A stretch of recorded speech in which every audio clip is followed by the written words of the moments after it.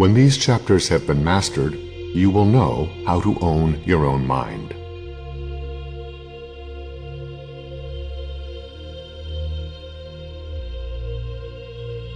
First of all, find out what you would like most to do.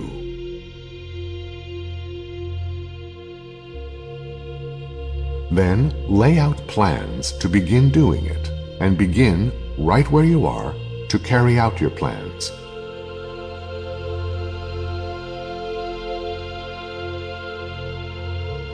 Recognize now and forever that whatever you get from life will depend upon what you give to life.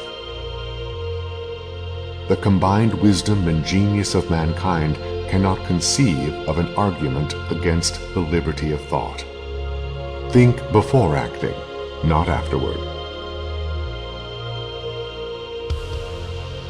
Those who discover their dormant creative vision and put it to work will make jobs for themselves, just as others before them have done. The others will go on down the dusty road to failure in the midst of an abundance of opportunities, just as this class always has done. Two things are essential for the unfolding and use of creative vision. One is a willingness to work, and the other is a definite motive sufficient to inspire one to go the extra mile with the right mental attitude. Search as you may, but you cannot find anything to take the place of these. Work and motive by themselves are not sufficient guarantees of enduring success. Ideas are the beginning of all achievements. They are the seedlings of all progress. There is no such reality as something for nothing, or something for less than its true value. After a man has attracted favorable attention to himself by the habit of going the extra mile, he is then in a position to adopt a definite major purpose and to begin expressing it in action through a definite plan. Obsessional desire is the state of mind which serves to clear the mind of fear and doubt and self-imposed limitations, thereby opening the way for that state of mind known as faith. When you adopt a definite major purpose, you must focus all your emotional feeling on the object of that purpose, in a spirit of absolute belief in its attainment. Let your daily slogan be, "You can do it if you believe you can." By some strange power with which no one is familiar, the subconscious mind acts directly and immediately upon the thoughts which are based upon absolute belief. All great leaders are able believers. There are certain basic requirements of success in which one must believe in order to succeed. Some of them are belief in infinite intelligence, belief in oneself, belief in one's chosen associates, belief in right over wrong, that right will prevail if one persists in believing in right, belief in the proven laws and facts of science, belief in the power of the mind to connect itself with infinite intelligence and become, therefore, irresistible. The greatest power available to mankind is an intangible power, neither the nature nor the source of which is understood. It is man's only irresistible power. Stated in one sentence, it is the capacity of men to believe in something. Just that alone, without any modifying definitions. The simple, clearly demonstrable power of belief. The power that has worked miracles down through the ages. Not all the scientific knowledge known to mankind can cope with this intangible form of power. It has nothing in common with logic or reason, and it overrides both at will. It is a law unto itself, and the strangest feature of this power is that it can be appropriated and used by the humblest person the same as by the most educated and renowned.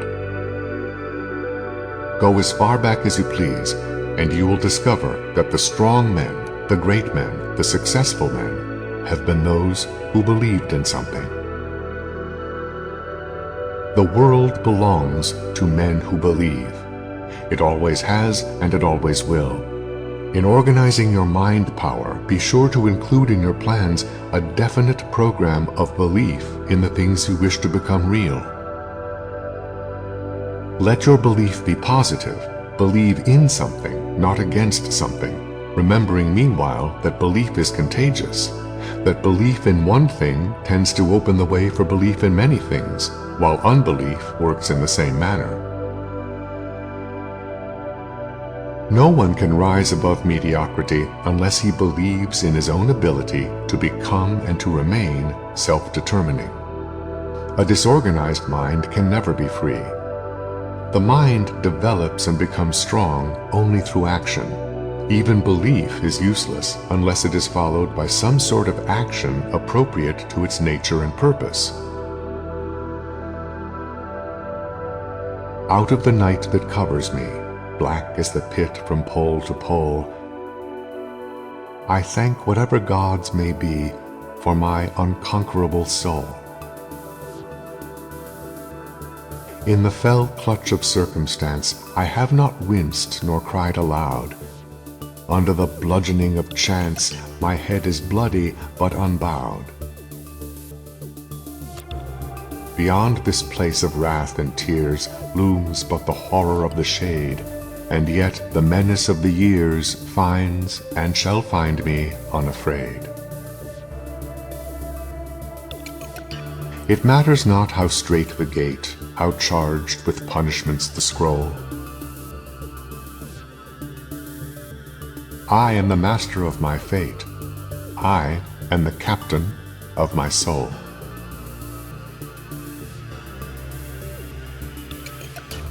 Yes, one may become the captain of his soul if he will take possession of his own mind, organize it, and express it in terms of organized endeavor behind definiteness of purpose. Men may lose all their worldly possessions, including sound health. They may be cheated, imposed upon, maligned, and slandered by others, or they may be unjustly thrown into prison and deprived of their physical liberty. But they still may think their own thoughts and use their own mind power without the consent of any other person. Whatever man desires, he may acquire with the aid of his power of thought, provided he will organize his thoughts and apply his thought power in a spirit of belief in his own ability to make it serve his needs. Thought applied in a spirit of belief unlocks prison doors and gives men their freedom.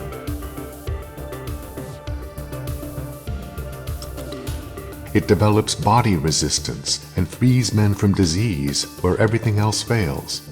It supplants poverty with opulence. It dispels fear, worry, and discouragement and fills their places with hope, faith, and peace of mind. It works with the speed of lightning, requiring nothing but a determined will to put it into action. Opinions are the freest thing in the world, and most of them are worth exactly what they cost: nothing.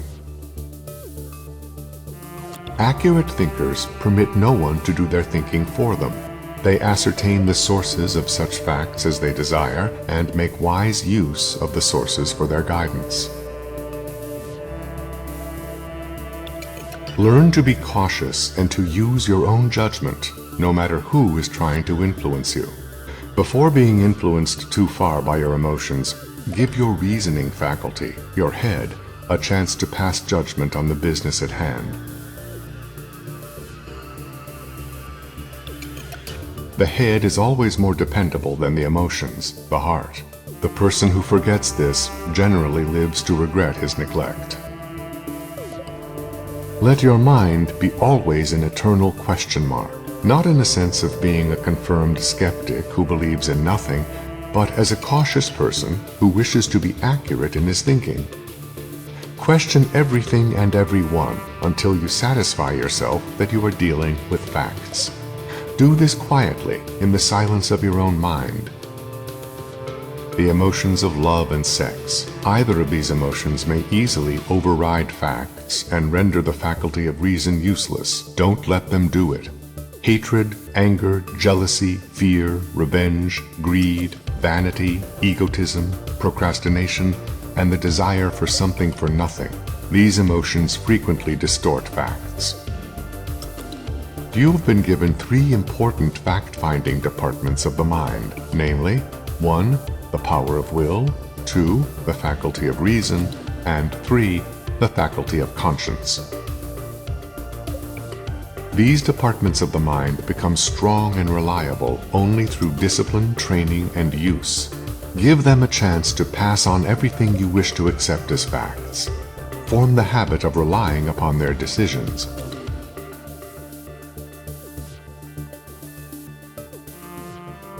Be very careful about accepting as facts anything that originates in these three areas of the mind. 1. The five senses, 2. The emotions, and 3. The memory. All three of these sources are faulty, and they require the strictest of self-discipline before they become dependable.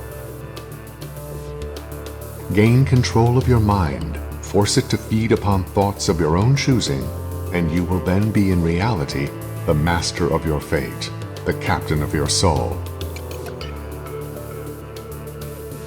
Repetition of thought creates thought habits in the mind, which cause the mind to go right on working on an idea without one's conscious effort.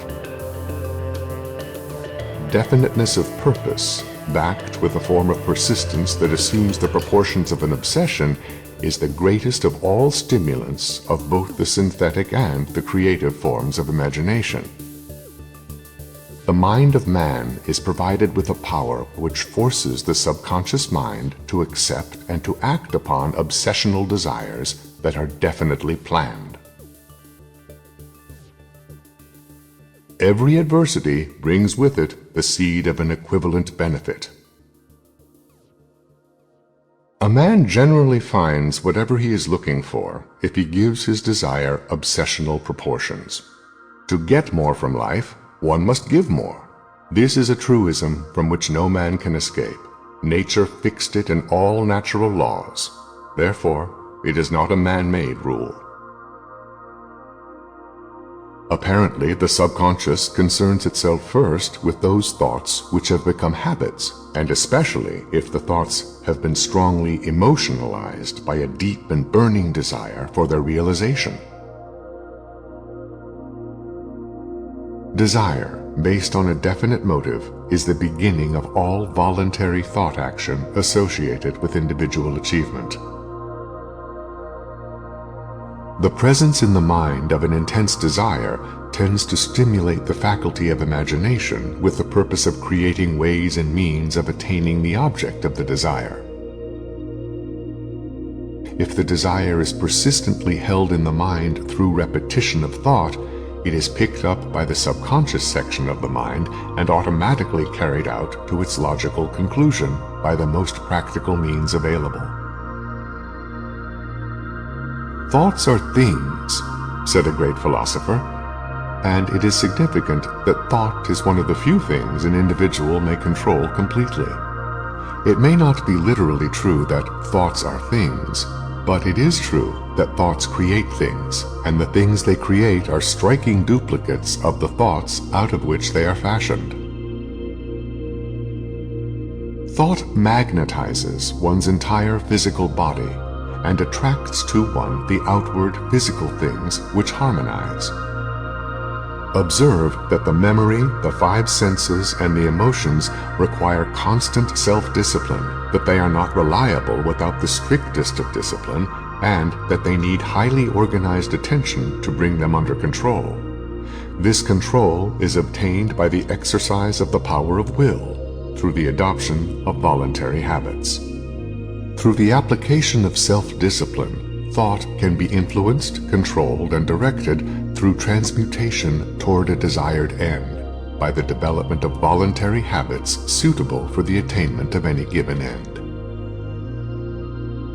All of man's achievements begin in the form of thought, organized into plans, aims, and purposes, and expressed in terms of action.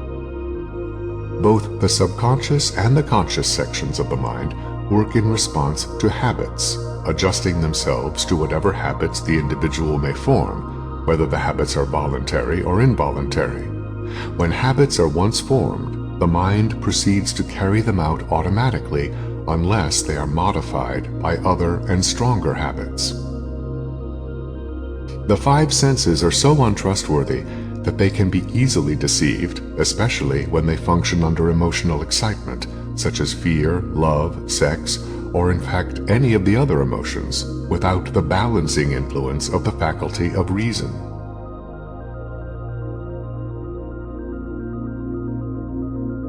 We must face the fact that most of that which we express as our individual belief is but a reflection of the belief or pretended belief of those nearest us.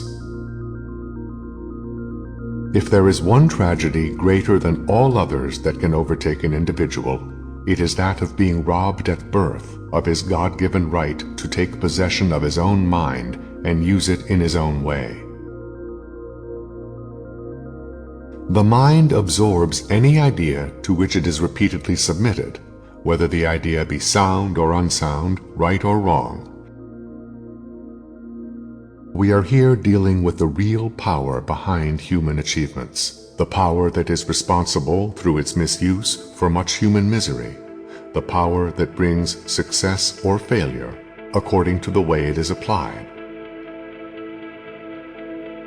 Let us assume that we are actually taking a physical picture of the power of thought, using the mind as the sensitive plate of the camera and controlled habit as the lens through which any desired object may be photographed. The plate of the camera will register any object reflected upon it through the lens. It does not pick and choose, but registers everything that is cast upon it, whether good or bad. To make a clear picture, the lens must be properly focused, and the object to be photographed must be flooded with the proper amount of light, all of which depends upon the skill of the person operating the camera. The picture he gets will be in exact proportion to his skill in controlling all these factors. Now, let me shift the scene from the camera to the human brain and see how perfectly the two resemble one another in the manner of their operation. The individual chooses the subject he wishes to register in the cells of his brain, the brain serving as the plate of the camera. He calls the subject chosen a definite major purpose. He wants the brain to pick up a clear picture of the object of that purpose, register it, and turn it over to his subconscious mind for translation into its physical reality. Therefore, he proceeds, through the principle of controlled habit, to place in his conscious mind a picture of that which he wants. Day by day, he recreates that picture through controlled habit, recognizing, as the skilled thinker does, that the mental impulse of thought through which he is painting the picture in his brain must be given the right amount of time, through repeated exposures, to register, and it must also be accompanied by the proper proportion of light, emotional feeling, to enable the brain to pick up a clear outline of the thought. These principles will not work merely by one's having read and understood them. They must be put into action. The action must be persisted in until it becomes fixed habit. I am repeating this in many different ways because to overlook it will mean defeat. Without action, there will be no controlled habits. Without controlled habits, there will be no dependable registration in the brain of the picture of that which one desires. There will be nothing which the subconscious mind can take over and act upon. The faculty of the will is the boss of all other departments of the mind. It can make habits and it can unmake them. It can choose aims and purposes, and it can change them. It can countermand any desire of the emotions and set aside any decision of the faculty of reason. The faculty of the will is the tool with which one paints a clear picture of that which one desires, and it does this by presenting that picture in the conscious mind repeatedly. This repetition of desire or purpose followed by appropriate action in carrying out the desire or purpose, is the method by which controlled habit is formed.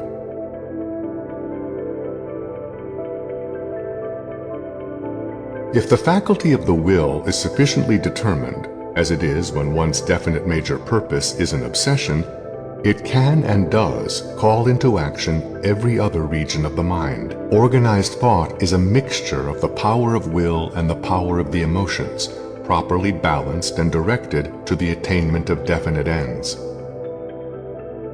Disorganized thought is that which is inspired by the emotions, without the modifying influence of the will, that is, emotion without control. That sort of thought is without value. It may be, and it usually is, very dangerous. It always is dangerous if it is not modified by the faculty of reason. The faculty of willpower is the medium that may be used to balance the relationship between the emotions and the faculty of reason. Your emotions are not always reliable, and generally they influence you to reach decisions regardless of facts.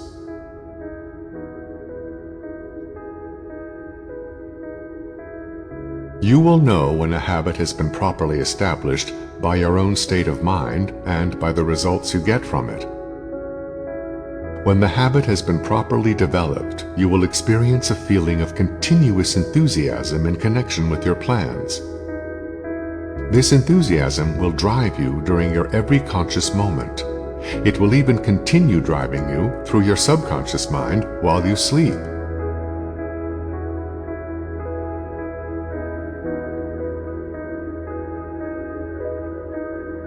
Work will no longer be a drudge. It will be a pleasure in which you will engage as eagerly as you eat your meals when hungry.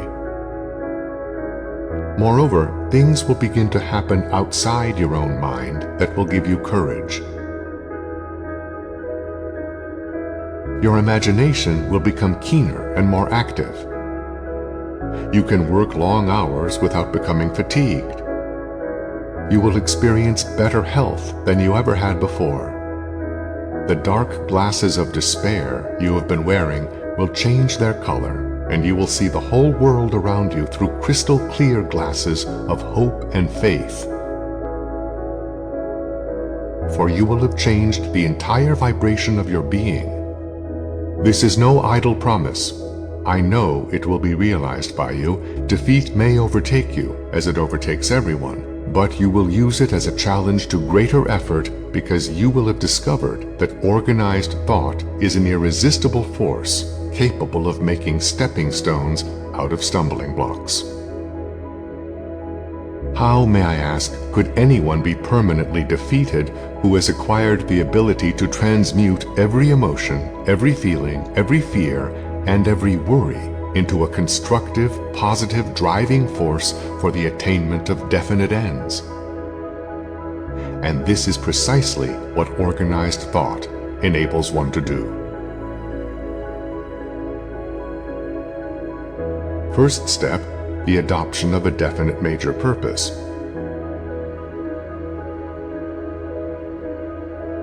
Second step, the creation of a practical plan for attaining the purpose. Third step, a mastermind alliance with others whose experience, education, skill, and influence may be needed. Fourth step, immediate action in carrying out the plan adopted. Observe that all four steps are well within the possibility of easy control by anyone, but nothing will happen unless all four steps are taken and persistently carried out to their logical conclusion. This calls for controlled habit. It calls for constant application of the necessary habits until the object desired has been attained. How inconsistent it is that the only thing over which a human being has complete control is the one thing which most people make the least attempt to control. The inconsistency becomes all the more astounding when one recognizes the fact that the power of organized thought offers the solution to all of one's problems and nothing else does.